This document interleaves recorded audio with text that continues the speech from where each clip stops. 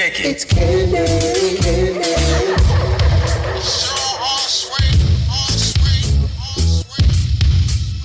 She's just so candy.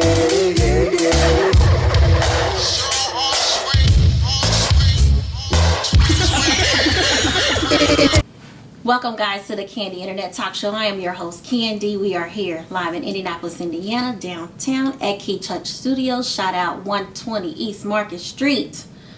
And I have my special guest here. We want to welcome Indianapolis' own author, Mimi Carruthers. Welcome, Mimi, to the Candy Show. Thank you so much for having me, Candy. How are you? I'm well, thank you. Good. Okay, tell us what the weather's like out there first of all. Let's break the ice. It's cold. It's cold. It's cold compared to other places, I'll say. Okay. All No right. snow, so I'm not complaining. Well, I tell you what, it's a little hot up in here, so I'm just want to let you know. Whew, you know, I get all these lights get hot. I get it. So listen, don't be afraid to grab your water, because I will. Let me go ahead and grab my H2O right now. I got it right here next to me. So let's talk about what you're here for. Okay. Okay, child of an addict.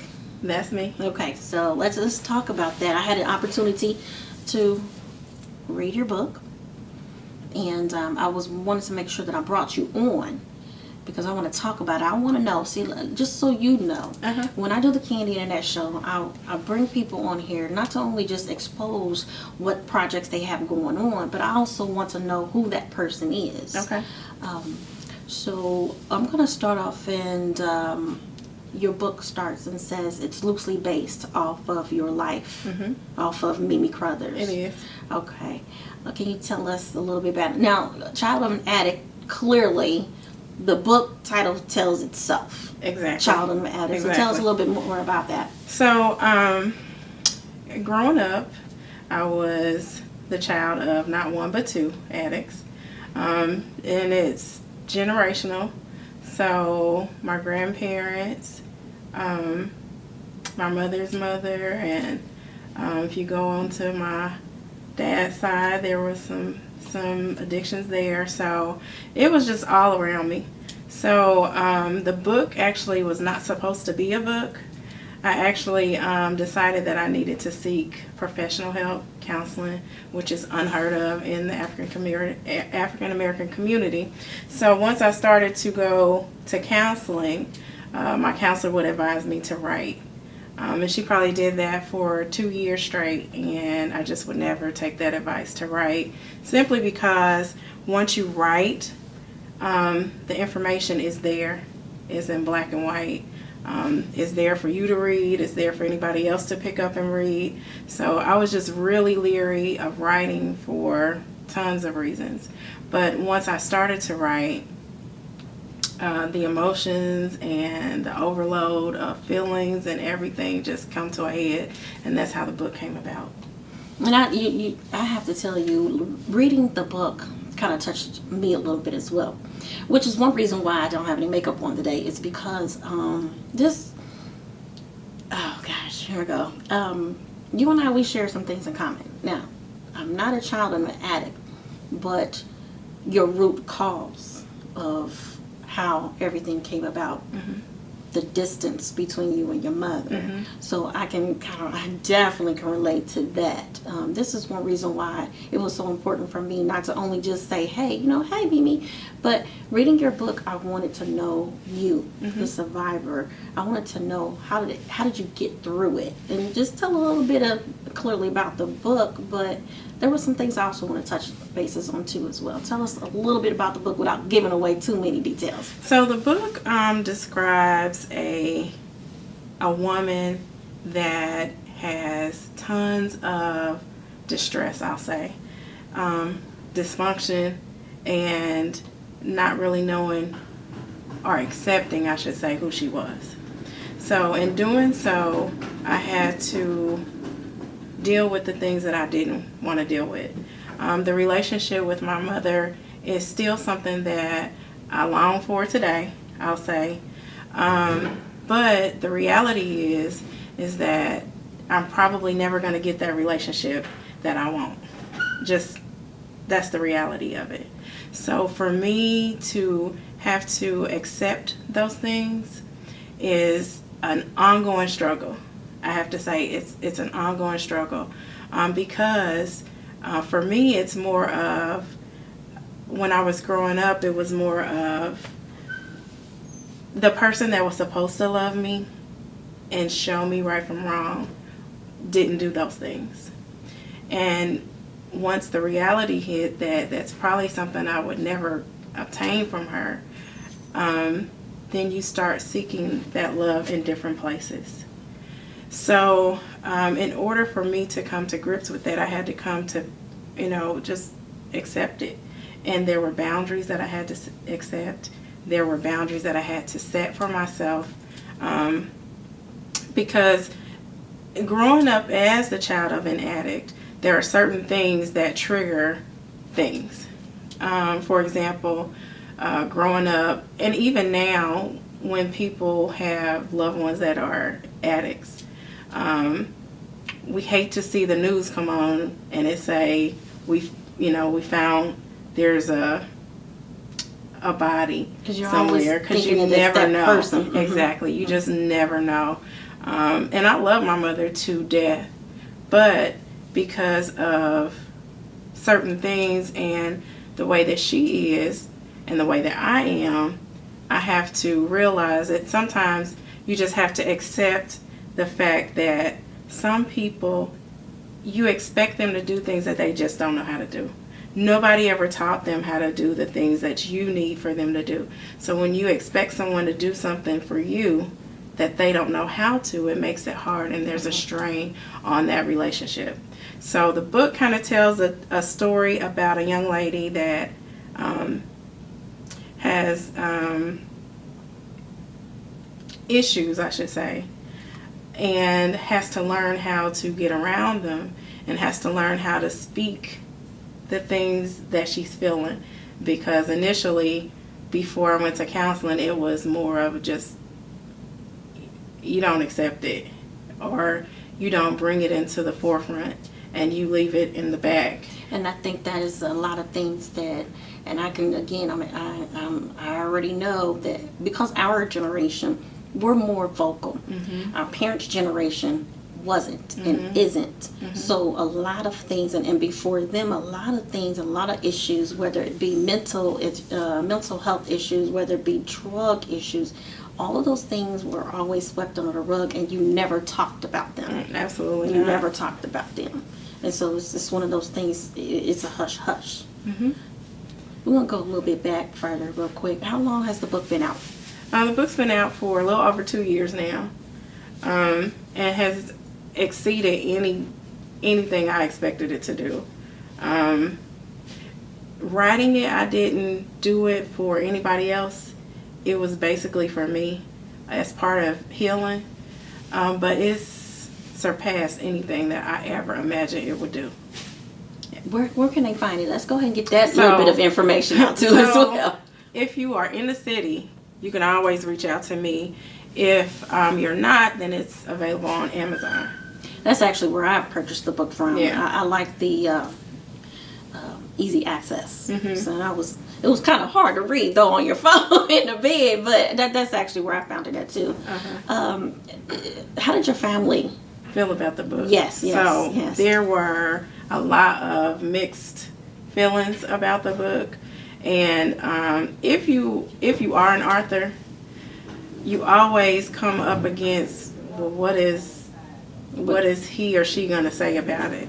Excuse me, or how are they going to feel about it? And I had to realize that it's not about anybody else. It's about you. It's about me. It's you. You're And exactly, and it's not their reality, it's mine. Mm-hmm. And it's not how they experienced it, it's how I experienced it. So 3 or 4 people may sit in the same room and have the very same exact experience, but they all have a different way of explaining how they experience something. So I had to realize that the criticism may come and certain people may feel a certain way, but at the end of the day, it doesn't matter how they feel. I didn't write it for them, I wrote it for me. So what made you decide to go in and publish a book? So after I completed the book, and I sat back and I read it, it was more of me overcoming some things and me saying, you know, nobody would have ever I didn't expect me to have that title as author, because, you know, I'm the product of a teenage mom that didn't finish high school, the product of a addicted parent, both parents actually, generational curses, as well as my mom had me at 16, her mom had her at 16, her mom had her at 16, Oh, wow. and then I had my baby at 16. Wow. So it was at that point that I decided, you know, I can't follow the rest of these. I gotta break the cycle at some point, and that's when I decided to break the cycle. So me publishing the book was far bigger than what I thought it would be. I didn't just do it for me, but once I read it and realized what the content was, it was, well, I'll do it, and if it just helps one other person, then I'll be okay. But it's helped hundreds of people. I get inboxes on a regular basis. I get messages from people that I went to school with and had no clue that I'm sitting next to somebody in the class that's dealing with the same issue, but because in that time of day or in that age, it was what goes on in the house stays in the house. And let's be honest, some of the times it's still like that too. It absolutely is. And then it was really common back then for you to be raised by your grandparents. Nobody thought anything about it.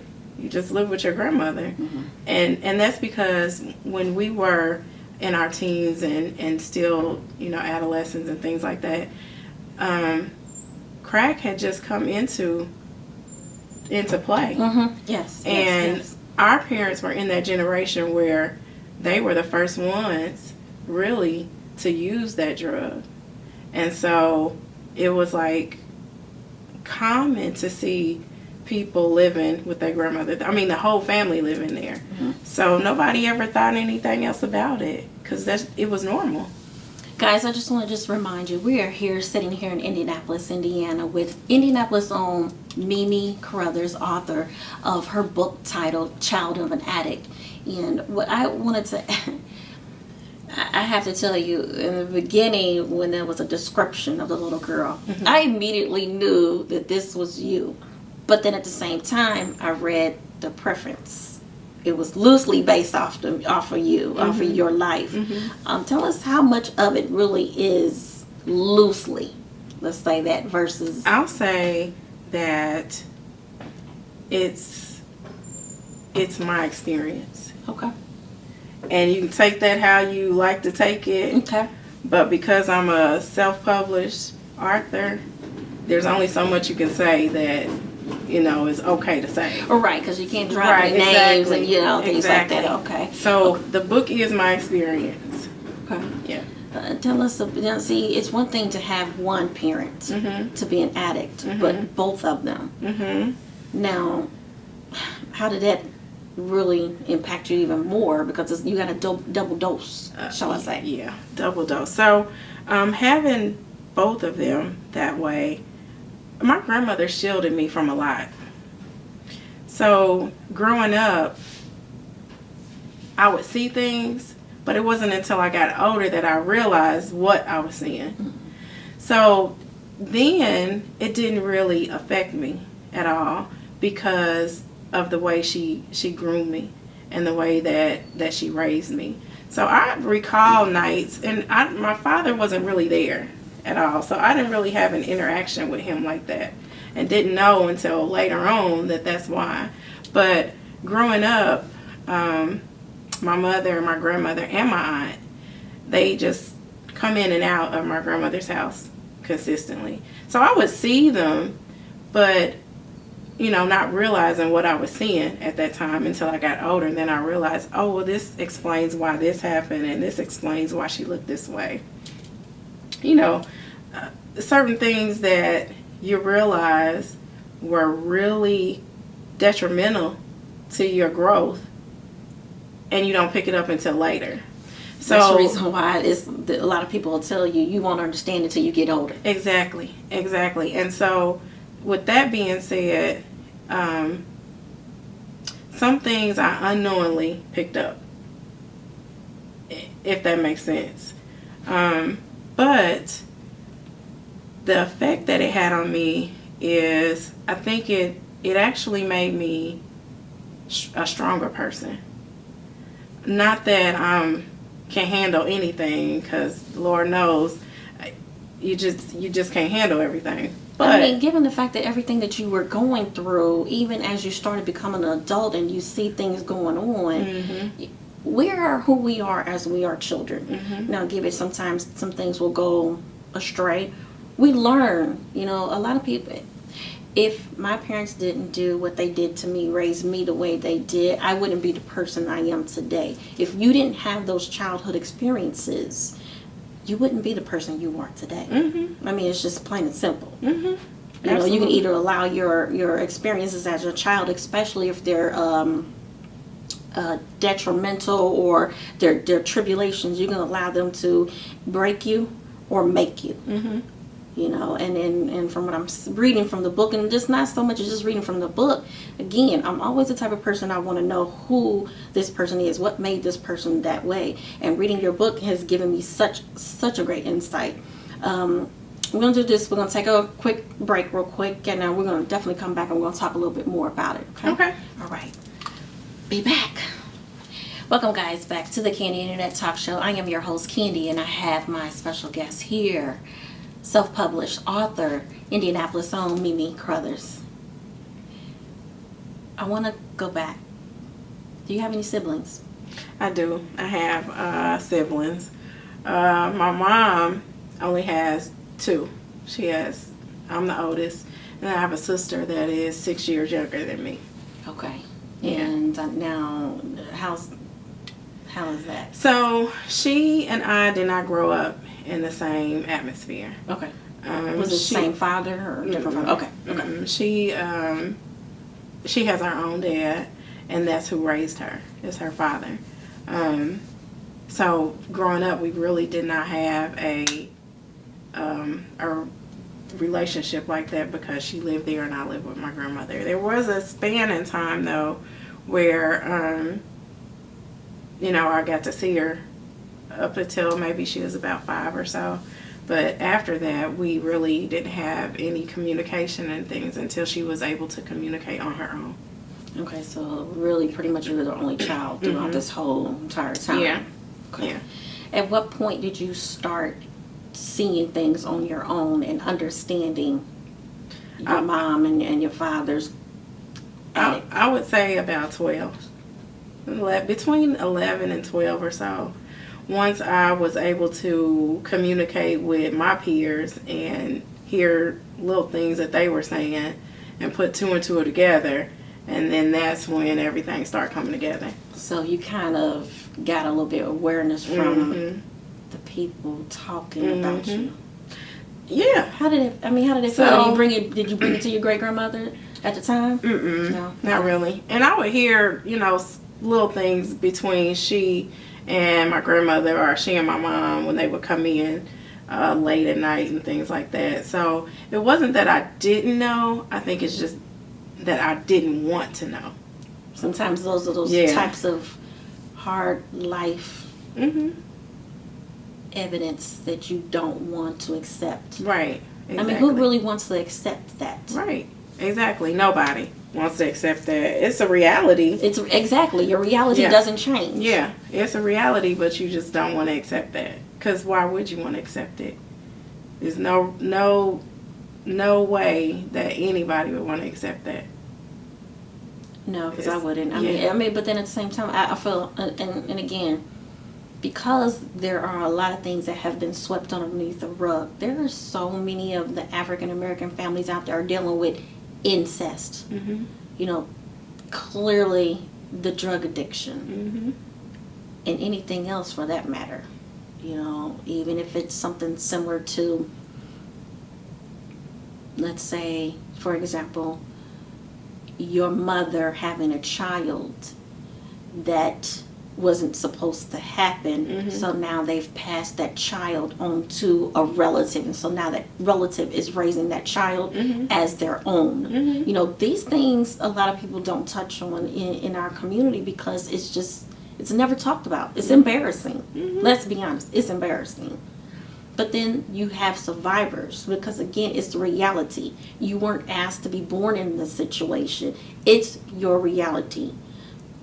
How did you manage to try to come out of this? How did you heal? I understand you went to counseling. And still go to counseling. Oh, really? Absolutely. How long has counseling There's been going no on? way I could function in a manner that would allow me to maintain my sanity without counseling. How long? I've been with the same therapist for 7 years at least. Oh, wow. Yeah. So, yeah, it ain't. I haven't stopped. You know, I've always said this. God places people in your life for a reason. It's so crazy because I enjoyed the part where and how you met your therapist. That in itself was just like, oh my gosh. Yeah. You know, and I could tell you felt that too. Yeah. Reading your book, I could tell. She's amazing. She is absolutely amazing. If it was not for her, I don't know how I would have handled me coming out of that situation. Just a tad bit, I'll give you a little bit as to why I decided to go to counseling. So I used to work right downtown at AT&T for years. And if you go to the building, it sits on the corner of Ohio. And there used to be a bus stop right there. So one day I was just going to there's a convenience store in the back, and I happened to see someone that I never thought I would ever see again, and it just took me into like a all-out panic attack. And from that point is when I decided, you know, I gotta seek some type of help. And I've been with her ever since. So she's the reason why this book is here. Because for the first 2 years that I saw her, every time I see her, she'd say, have you written? No. For at least 2 years. And my thing for writing was, I don't want to write it. It's too traumatic. All those emotions and feelings, and they'll just come on back up. I'm trying to get rid of them. You telling me to bring them up. I don't want to do that. I want to just leave them and let it go. But with her pushing me to do it, helped me realize that was the best thing I ever could have done. And you know, the thing about it too, when you talked about that, so it took you 2 years to start writing the assignments that she was asking you. Oh my gosh. Yep, 2 years. And in that book, it made it seem like it was just a week or two. It took 2 years for me to start writing. I tell you what, even on that first assignment, I could feel exactly how you were feeling. And I can relate, being around someone who has caused these inner emotions and it just panic attack, anxiety. And I've been around someone, 2 people, that has placed that in me as well. And it's like, I've got to learn how to get over this. How do you get over someone mentally messing with you to where they give you those thoughts and those feelings? So I get it. That person, these people were removed out of my life, so it's like I don't have to worry about that anymore. But your first assignment, I'm gonna be honest, when I was reading all of that, I was crying. I was crying throughout the whole entire thing, just because it was healing. It was touching on some things that I am currently dealing with. And it's like, okay, I feel that this was put in my path for a reason. I'm reading this, even if I don't want to go to counseling. This book is counseling for me. You know, And that's my biggest thing, because I commend you for taking that step and saying, okay, I want to heal. What do I need to do to heal? So when you started writing, I'm just like, oh my gosh, I just, I just sometimes,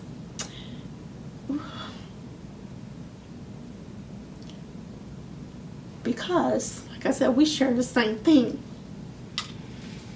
the distance with our mothers. And my mother's still here, but again, she's set in her ways. And no matter how much I try to talk about certain things, you just don't bring them up. You just don't talk about certain things. Yeah. And even if it's just something simple as just asking a question of something I always want to know, I'll never get that answer because she's so stuck in her ways. You know, so I understand your wanting and longing to have that relationship with your mother. So I totally understand that. Yeah. I'm sorry. I'm trying to keep it together. That's okay. I definitely feel like that is something that would have made such a profound difference. Because as a woman, that's who's supposed to give it to you, is your mother. So I've, those questions just, they consistently go in my mind. Why doesn't she want to do this? Or why am I not good enough for her to do this? And, how is it that she can show other people this affection and this love and time, but she can't give it to me?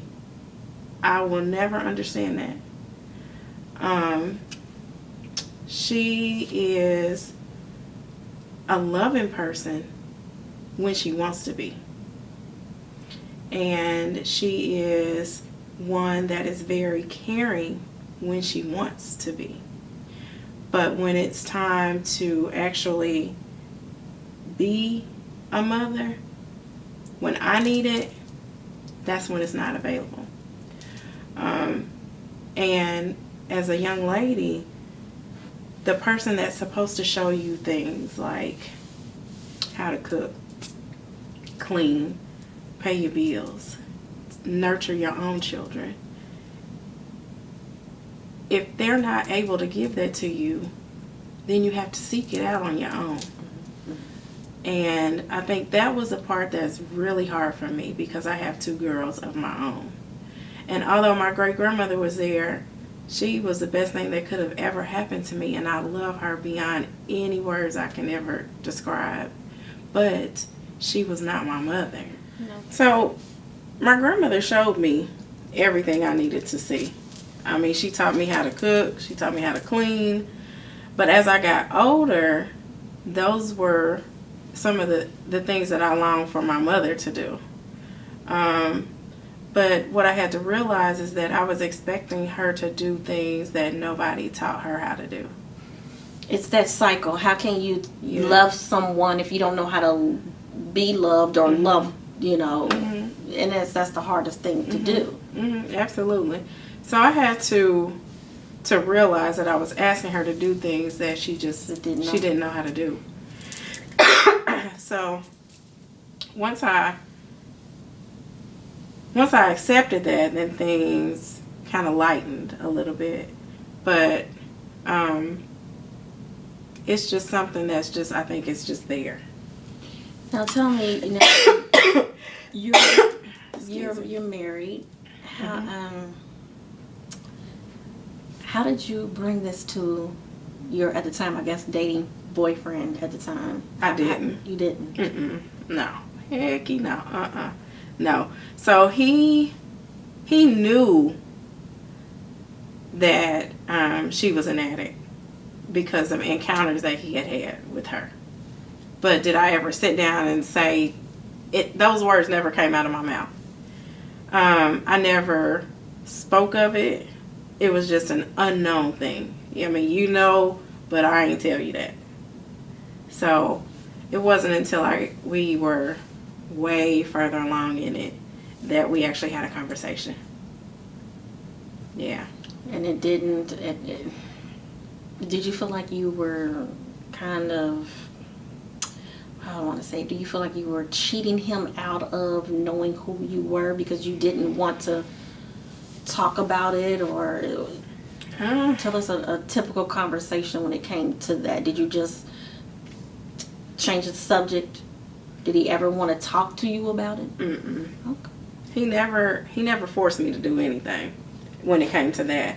I think he knew that I had issues with it anyway. But my husband is one that is not very emotional. So even when I was having problems, he didn't know how to handle it, which is another reason why I sought counseling. Yeah, so You're in the middle of two different situations, and you want to talk to him, but you feel like you don't think that he could relate Right. or understand and give you that understanding, but then you need someone that can help pull it out of you. Right. What did your children think? So I never really discussed it at all with my kids. You just out of the blue just popped up and you had a book. I mean, At what point they did you- knew that I was writing, but they didn't know how far the writing was. They didn't realize that it was going to be a book until I finished it, and I said, okay, now I'm going to publish the book. But they were okay with it. My oldest daughter is the only one that ever had any interaction with my mom, really. And that's because I had her when I was 16. I lived at home with my grandmother, and of course my mother and grandmother were coming in and out the house. So she had interactions with her, but other than that, my mother's never had a relationship really with my three youngest. And seeing that's got to be just again even more the layers. Just continue to fail. Right, they keep Yeah, continuing they to do. fail, and it's like again, I have to look at it, and I justly look at this at all times. When it's our time to go, we can't take anything or anyone with us. You cannot control other people's feelings. You can't control that. You can only think about and concentrate with what's going on in your life. How do you react to certain things? And let's be honest, there's going to be a lot of things we're probably going to leave this earth not knowing. You know, the shoulda, woulda, couldas. And that's what I'm dealing with now. As my mother's getting older, you know, as I'm trying to pull information out of her, I'm not getting those things. And it's very hurtful. Very hurtful. But I have to understand that she'll never change. That age, that generation will never change. They're only going to tell you what they want to tell you. Yeah. And it's just, to me, it's just selfish. Because you leaving me with a lot of unanswered questions that I feel like I have the right to know. And I feel like you're the only person that can close some of those open gaps. And you just refuse to do it. Just about a week or so ago, I learned that my mother was sick. And her being her, although we don't have a relationship, a mother-daughter relationship, I should say, I still, reach out to be there, but that's not something that she wanted. And I had to realize that I can't, you just can't force nobody to do nothing. You can't force them, and it will drive you crazy trying to do it. So, even though it's hurtful, I have to realize that that's her decision. And if that's not something she wants, it's really nothing I can do about it. I can go above and beyond of what she expects, But if she doesn't allow those things to happen, all I can say is that I did everything I could. And at this point, there's nothing else I can do. If and when you choose to take what I'm trying to give you, let me know. And that's very hard, because the relationship that I long for definitely may not come now. You know, you're sick. And you're not thinking about the long term of that. And you're not thinking about the past 43 years that I've waited for such a relationship. Now you're sick, and the possibility of me having that relationship is slim to none. And then the thing is at the end of the day, you have to think about your children and how that lack of a relationship affects your children and how to break that cycle. Because it's the hardest thing to do as well. It is. You can't give them as much as you want to give them because you don't have that knowledge. You're lacking that knowledge. Guys, we are sitting here again with Mimi Carruthers, Indianapolis, own self-published author of her book, Child of an Addict. It is found, where can you find it? Amazon.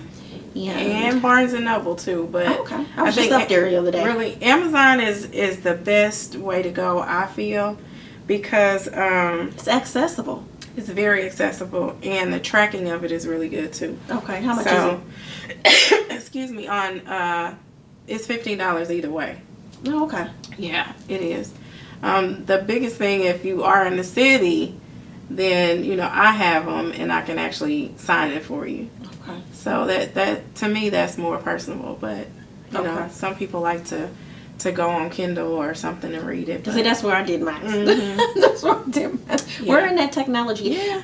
Are you ever going to go into Audible? Is it going to ever be Audible? I'm working on it, but right now I'm working on the stage play Child of an Addict. Okay. So do tell us, because that was the next question. Where do we go from here? So from here, we're working on the stage play. If everything goes well, it'll be out for Mother's Day weekend. Particularly so that if you are a daughter and your mother's still around and you guys have somewhat of a relationship, come on out. It's to definitely break the tension, or break the, or better yet, not break, start the conversation. Yeah. And I think it allows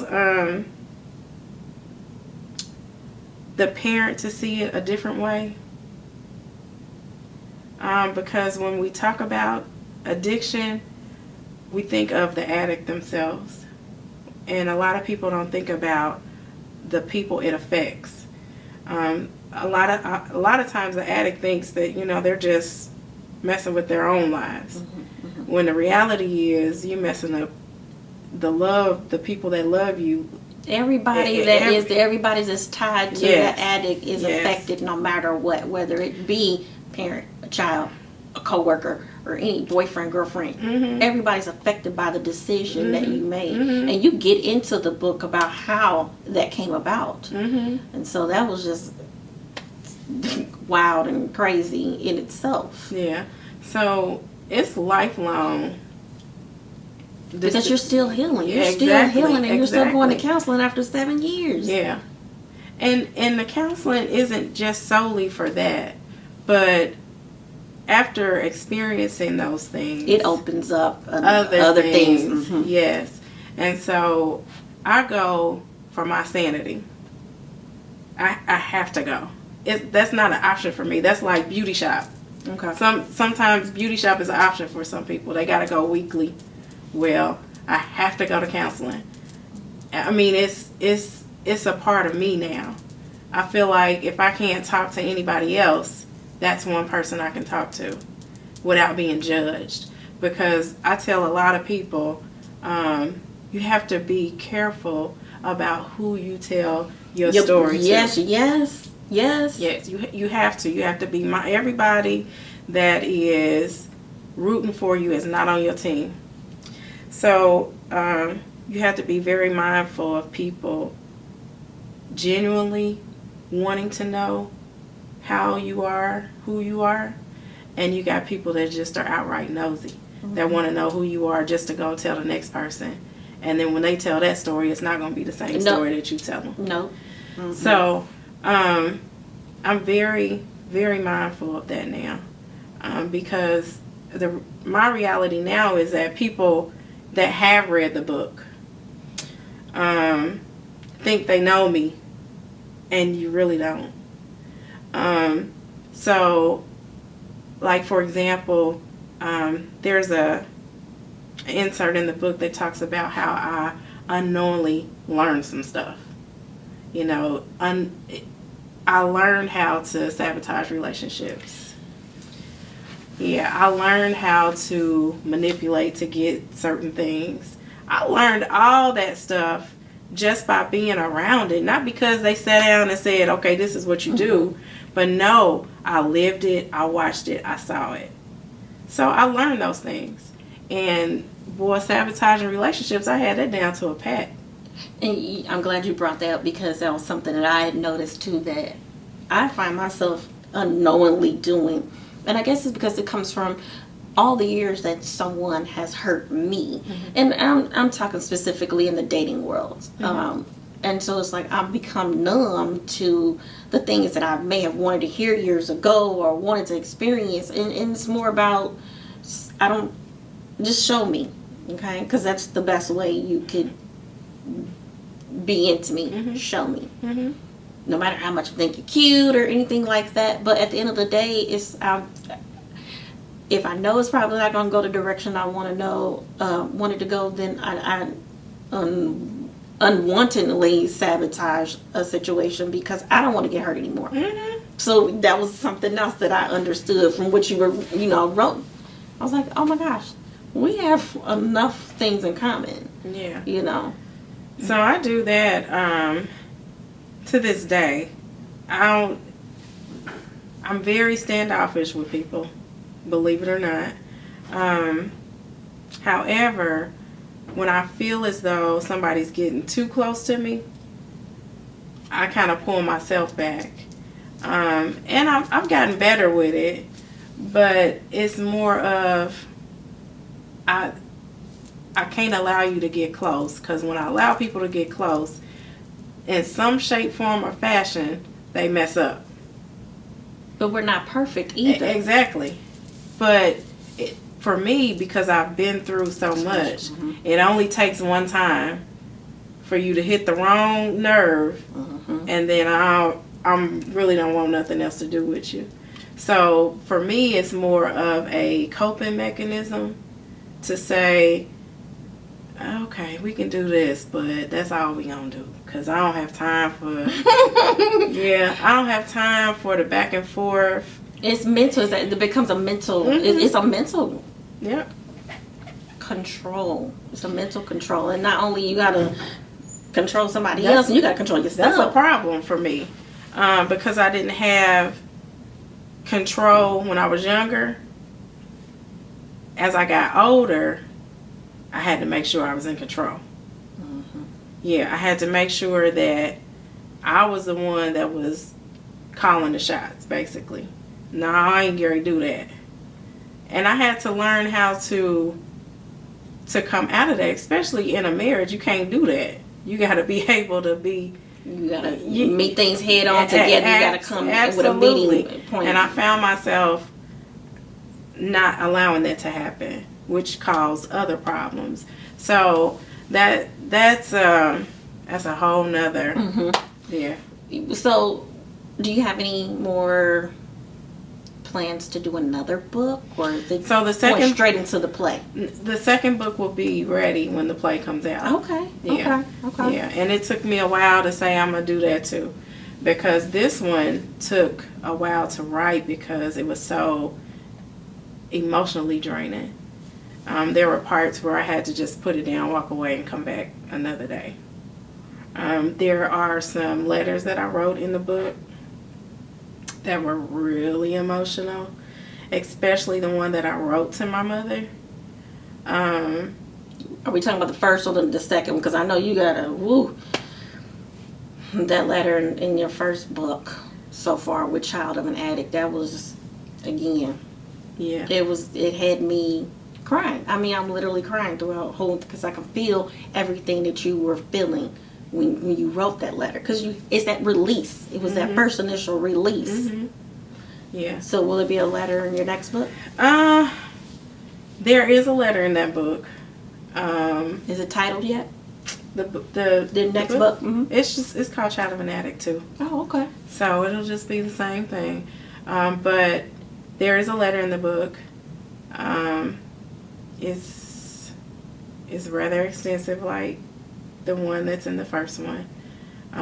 But all three of those letters took time and energy to write, because those are things that you think in your head and you just never verbalize them. Because that's what they tell you to do anyway. Yeah. Whenever you get mad or you want to let off some steam, write it down. Write it down. So when writing those things, you know how they say your energy is just zapped sometimes. My energy was gone. That the letter that I wrote to my mother in the first book, I mean, it had me down for a couple days, because not only did I verbalize in that letter how I felt, but I also said some things that I never allowed myself to say. Because no matter how I feel, I still love her. And no matter how many times I've tried to dismiss her and just be like, I'm done, I don't want nothing else to do with it, I'm finished, I don't have the energy to deal with it, I always go back, because she is who she is. Still your mother. Absolutely. Still your mother. She's still my mother, and no matter what she's done or how she's done it, that's still a fact. And if something were to happen to her today, no matter how she felt about it, I'd be right there. And there's just nothing she could do about it. So I tell people all the time that you may never get the explanation that you need. You may never even get the words, I'm sorry. But you got to be okay with yourself with that, because that's just something they not ready to accept or do. Because if they do that, then that means they have to admit that they did something wrong. Yes. Yeah.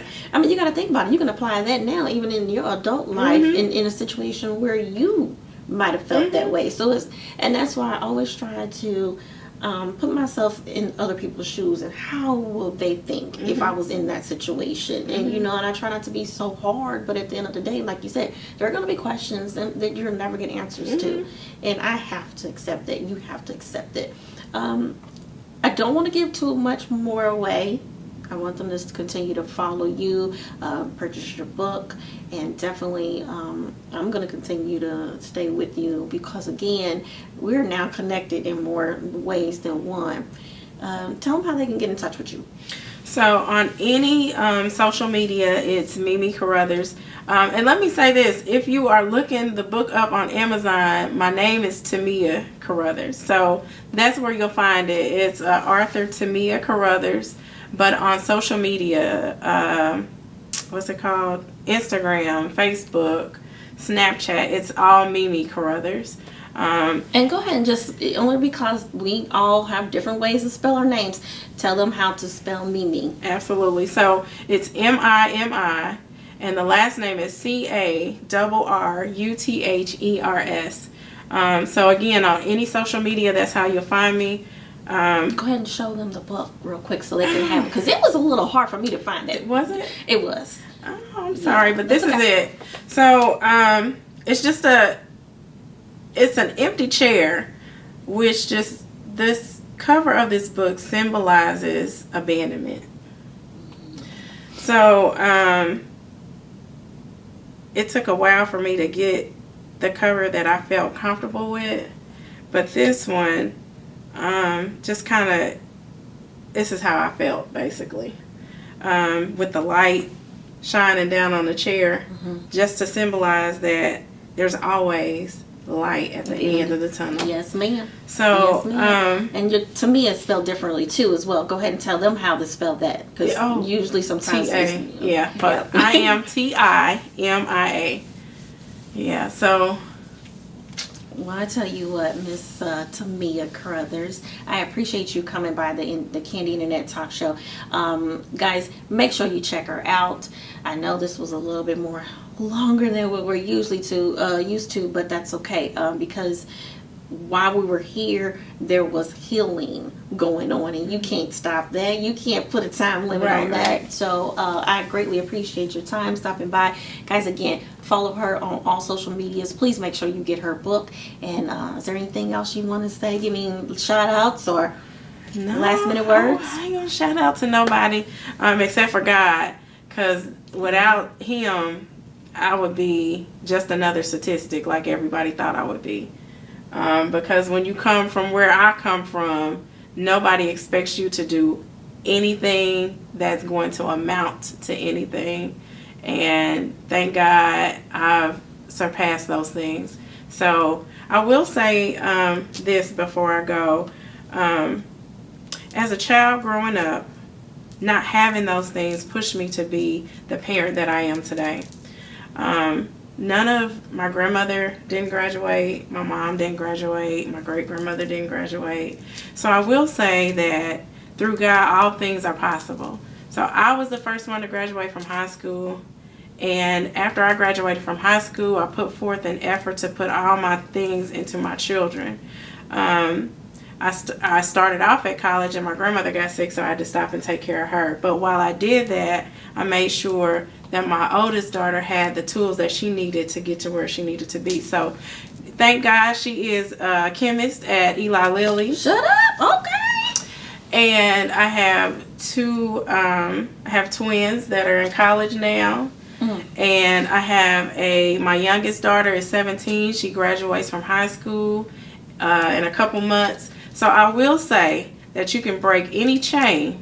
You just have to put your mind to it. And the only thing that I didn't want to work in a Fortune 500 company, that wasn't what I had my eye on. My goal was to be the best mother that I could be to my children, because I didn't get that. So I needed them to get that. And although I poured into them probably more than I should, I know I've overcompensated for things because of what I didn't have. But I can say that I have the babies that broke those generational curses. My daughter did not have a baby at 16. Neither one of them had babies at 16. My sons didn't have babies at 16. Everybody's graduated from high school. People are in college. So it can be done. Definitely. You just have to stay prayed up and keep your faith in a place that allows you to seek it instead of manifesting the things that you saw when you were younger. And we have to focus more on what can we do to change the situation instead of focusing on the negative piece of your situation. Absolutely. Oh, woe is me. Okay, so what do you do to get out of that? And that's what you actually did. Absolutely. You decided, okay, this is not for me and I want to make a change, and clearly you've done that. So I want to thank you so much, everyone, to tuning in to the Candy Internet Talk Show. And guys, we are out. Bye. But most of all, I said most of all, I want to thank you, my audience. Come on back. I said come on back. Come on back. Kick it. It's Candy.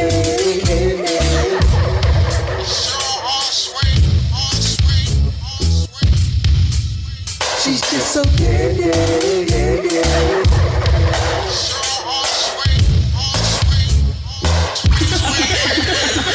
It's